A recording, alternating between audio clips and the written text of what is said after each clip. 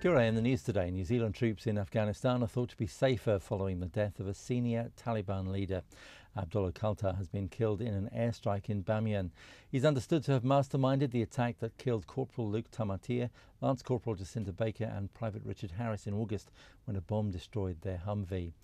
ISAF spokesman Captain Dan Einart has also confirmed that Khalta led the attack on a New Zealand patrol where Lieutenant Tim O'Donnell was killed in August 2010. This was a significant leader, had a lot of responsibility in the region for these types of insurgent attacks. Talks on climate change starting today will be focused on getting everyone on the same page. Around 200 nations are involved in the discussions in Doha. Former climate change ambassador Dr. Adrian Macy says New Zealand must show that making a commitment under the convention is just as stringent as it would be under the Kyoto Protocol.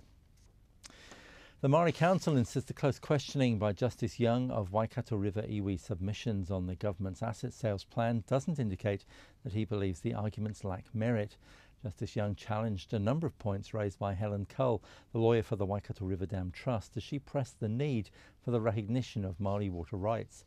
Māori Council spokeswoman Rahui Kātani has downplayed the significance of Justice Young's challenges.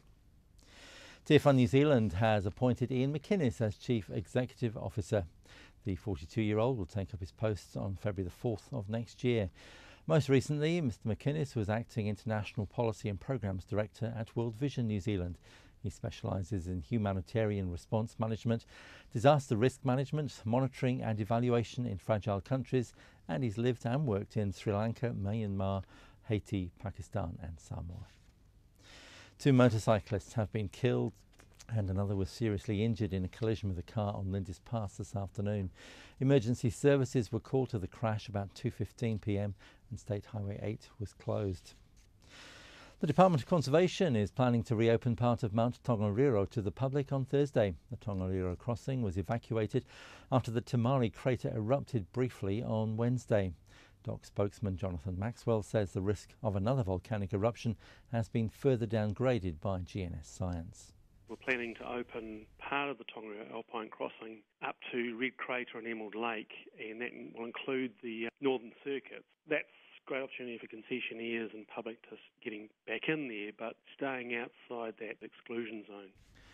Parents are being told to take charge early when it comes to their children's online safety. The warning comes from guest speaker Stephen Balcom at NetSafe's conference in Wellington.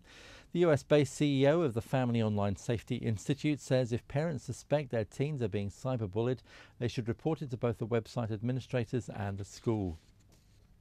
Norwegian explorer Roald Amundsen's 3-mast ship the Maud, long abandoned in Canadian Arctic ice, will be salvaged and repatriated in mid-2013. A Norwegian group plans to return the old polar ship to Norway to be the centrepiece of a new museum.